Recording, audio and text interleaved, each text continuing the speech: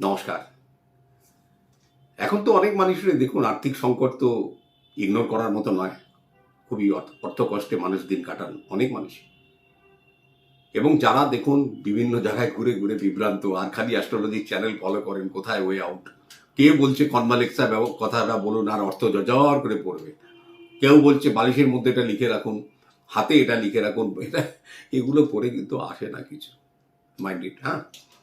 এখন ব্যাপার হচ্ছে এই ধরনের সমস্যা থেকে বেরোতে গেলে নিজেকে একটু পজিটিভ হতে হবে। এটা হচ্ছে নাম্বার ওয়ান। আর হচ্ছে রত্ন ধারণ, দেখুন যাদের আর্থিক সচ্ছলতা নেই তাদেরকে কিভাবে বলতে পারেন আপনি রত্ন ধারণ করুন, এ তো সম্ভব নয়। এবার সবচেয়ে কিছু তো আপনাকে করতে হবে। যারা একদম পারছেন না, অনেকে আমাকে বলছেন আপনার ফিসটা একটু কম করা যায় না। আমরা এটা ফিক্স, ঠিক আছে, এটা কারোর জন্য কম আর বেশির ব্যাপার না, এটা সবার জন্য এক। সে আপনি ধনী দরিদ্র যেই হন, যেখানে মনে করুন আপনার অ্যাস্ট্রোলজারের ফিসটা দেওয়ারও এবিলিটি নেই, সেখানে আপনি শুধু শুধু অ্যাস্ট্রোলজারকে ফোন করবেন না।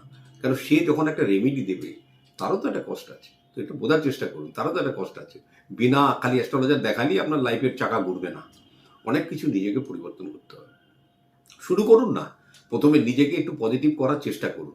কিছু না পারেন, দুটো পাঁচমুখী দুটো সাতমুখী রুদ্রাক্ষ ধারণ করে একটু চেষ্টা করুন জীবনটাকে উপর দিকে তুলতে।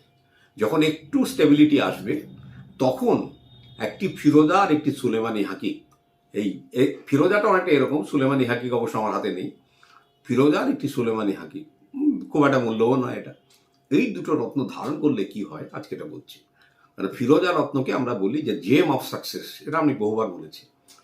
কেন ফিরোজা যারাই ধারণ করেছে তাদের কিছু হয়নি, তারা তো সত্যি মানে চিন্তা করতে হবে তাদের দুর্ভাগ্যের প্যারামিটার কতটা গভীর। তো ফিরোজা ধারণ করার পরে আপনার দেখবেন মুখের ভাবভঙ্গির মধ্যেই সব চেঞ্জ হয়ে যায়। তো ফিরোজা মেনলি কন্ট্রোল করে বুধ, বৃহস্পতি এবং শুক্র, তিনটে গ্রহকে কিন্তু মনিটর করে। এবং যার জন্য একই রত্ন, মানে এটা রত্ন বলবো না, উপরত্ন, একই উপরত্নের মধ্যে তিনটে গুরুত্বপূর্ণ গ্রহ কভার করে। সুলেমানি হাকিক কি করে, শনি রাহু কেতু, আবার তিনটে গুরুত্বপূর্ণ গ্রহ যেগুলো কিন্তু আমরা ভেবে থাকি অবস্ট্রাকশনের কারণ, আপনার জীবনে বিভিন্ন অবস্ট্রাকশনের কারণ। এই দুটো রত্ন কোনো, যদি দেখেন জীবনে করতে চাইছেন কিছু করতে পারছেন না, কিছু হয়েও হচ্ছে না, একটা নম্বরের জন্য দুটো নম্বরের জন্য পরীক্ষায় কোয়ালিফাই করতে পারছেন না, তখন এই মঙ্গল পান্না এইসব জিনিসগুলোকে, পলা পান্না, এগুলো ধারণ করে না অ্যাস্ট্রোলজার দেখিয়ে তখন আর ধারণ করবেন না।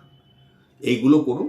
এইগুলো করলে দেখুন স্বল্প মূল্যে হয়তো আপনার চাকা ঘুরতে পারে, কিন্তু আপনাকে পজিটিভ হতে হবে। নমস্কার।